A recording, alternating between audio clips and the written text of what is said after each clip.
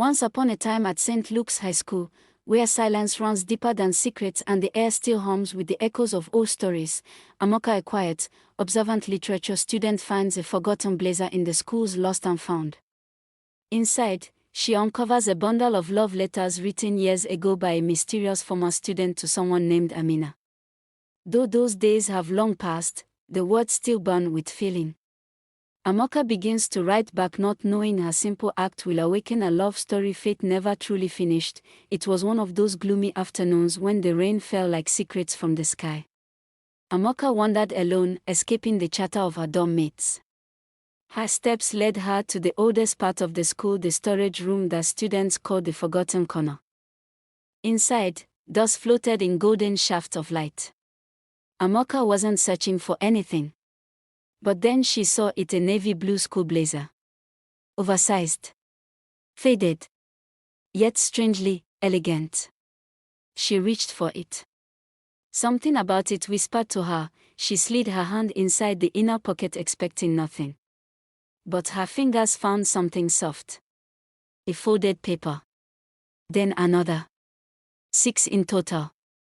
Old. Yellowed. Tied with a red ribbon. Her heartbeat slowed. Her fingers trembled. Back in her dorm bed, curtains drawn, Amoka opened the first envelope. The handwriting was neat, emotional. It read, "Dear Amina, I saw you today by the courtyard. I wish I had spoken. But I never do." Amoka's breath caught in her throat. The letter was signed E.O. No full name. No date. Just raw, aching love. Amoka read all 6 that night. Each one more intense than the last.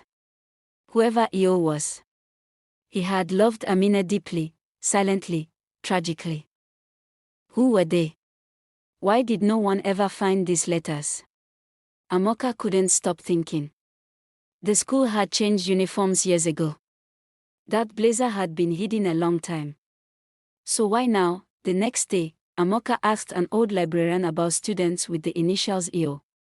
She raised a brow. Emmanuel Okoro. Quiet boy. Wrote poems. Graduated 5 years ago. Never spoke much. Except in writing. Her voice dropped. Why do you ask? Amoka spent the rest of the evening flipping through dusty yearbooks and club rosters. Finally, Amina Bello. Class of 2020. Lead in the school's drama club. Graceful. Beautiful. And now, just a name on a page. Amoka couldn't help herself. She picked up a pen and began to write, "Dear E. Oh, I found your letters. I don't know if you ever read this. But your words found me." She folded it gently, and like magic slipped it back into the blazer's pocket. The next morning, something strange happened. The school hall buzzed with excitement. A new notice was posted: Alumni Reunion Weekend, Class of 2020 will return. Amoka froze, eyes wide.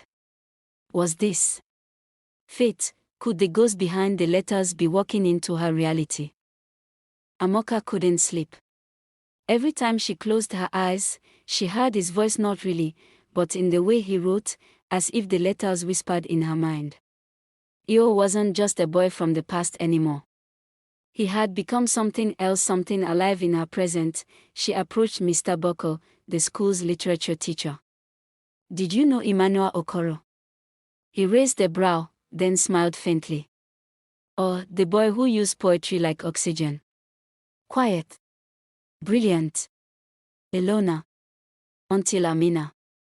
That name again, Mr. Boko paused. He loved her, that's clear. But some loves burn too brightly, too fast. He disappeared after graduation. No contact. Some say he left the country. Others say he simply vanished. The mystery deepened. Driven by instinct, Amoka found the old, unused lockers beside the abandoned art studio. One of them still had the faded label, E.O. She hesitated. Then opened it. Inside, an empty poetry book, with a single phrase written on the last page. Some words are not meant to fade.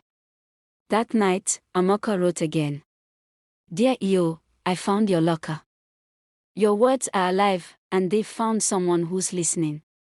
I wish I could meet you, not just your handwriting. This time, she placed the letter under her pillow, like a secret prayer.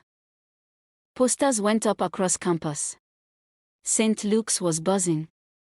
Alumni homecoming, 10-year celebration. Former students would be attending. Amoka circled the date on her calendar and underlined it twice. Could he really come? In the dining hall, whispers spread. I heard Amina's married now. Didn't Io win some poetry award? No, it dropped off the map. Amoka listened quietly, soaking in every crumb of rumor, each one feeding her curiosity like wildfire. She opened the fourth letter again, and gasped. The ink had faded overnight. The words were still there, but fainter, as if time itself was pulling them away. Do letters disappear when their sender forgets them? She wondered. A voice told her to check the drama room. She found a dusty prop closet. And inside, a box labeled Amina.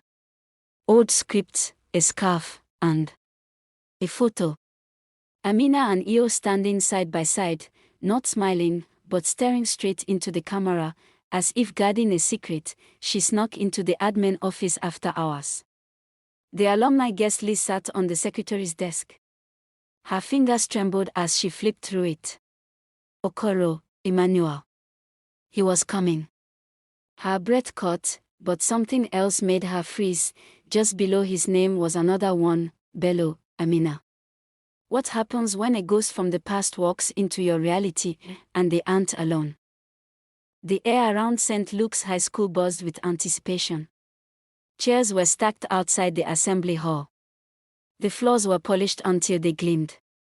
Old banners were being dusted off and hung across windows. Amoka stood by the notice board, her fingers gently brushing over the alumni list again, unable to stop reading the names that had now rooted themselves into her imagination. Okoro, Emmanuel. Bello, Amoka's roommate, Zainab, had begun to notice her strange behavior. Why are you always so quiet lately? And what's with the old jacket? Amoka brushed it off with a laugh. But inside, she was burning with curiosity, her thoughts consumed by letters and shadows. That night, Amoka opened the fifth letter again. But something was wrong. The handwriting. It wasn't Io's. The style had changed. The paper was newer. A different ink. Her eyes widened as she realized, this one was written by Amina. It read, Dear Io, I'm scared. What if they find out? Cars began rolling into the compound the next morning. Former students, now older and more polished, stepped out with nostalgia in their eyes. Amoka stood at the gate as one black SUV pulled in. A tall man in a grey shirt stepped out. His eyes scanned the campus like he was chasing ghosts. In the main hall, their eyes met. Emmanuel Okoro. She recognized him instantly, not from the photo, but from the letters. He stood near the alumni table, flipping through a program when he looked up. And saw her. Their eyes locked. Something passed between them, recognition without reason. Amina Bello walked onto the stage. Older, elegant, wearing a green head wrap and a confident smile. She addressed the students with charm and grace. But Amoka noticed Emmanuel's jaw tighten. His hands clenched slightly. And Amina never once looked in his direction. Later that afternoon, behind the old theater block, Amoka saw them. Emmanuel and Amina. Talking, no, arguing. She heard fragments. You shouldn't have come. You never replied. You lied. Then silence. Amina walked away. Emmanuel remained, broken and still. That evening, Amoka opened the blazer to place her newest letter. But the final original letter 6 was gone. Panic rose in her chest. Had someone else found it? Or had it vanished, like the ink before it? She turned the blazer inside out. Nothing. Only the name tag, EO, sewn with trembling thread. That night, a poetry event was hosted for alumni. Emmanuel was asked to read. He stepped on stage, holding a piece of paper. "This was never published," he said. "It was written for someone who never answered." As he read, Amoka felt each word enter her like a soft blade. The room was silent. When he finished, everyone clapped. Except Amina. After the event, Amoka stepped outside for air. Emmanuel was there alone. He looked at her. "You've been reading them, haven't you?" Her throat tightened. "How did you know?" He reached into his coat and handed her a letter. "Because I wrote one more. For you. What happens when a love story ends? And another begins." Amoka clutched the envelope Emmanuel handed her like it might vanish if she blinked. She didn't open it right away. Instead, she carried it back to her dorm and placed it gently beside the others, except this one didn't belong to Amina. This one had her name on it. She opened the letter the next morning. Emmanuel's handwriting danced across the page. "Dear reader, if you found my words, then you found a part of me I thought I lost. I wrote for love, but I never expected anyone else to understand. You did.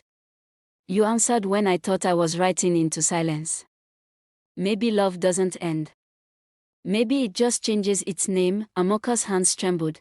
Later that day, Emmanuel found her by the school gardens. He opened up about Amina, the heartbreak, the unanswered letters. "She chose someone else, and I didn't fight it. I disappeared instead."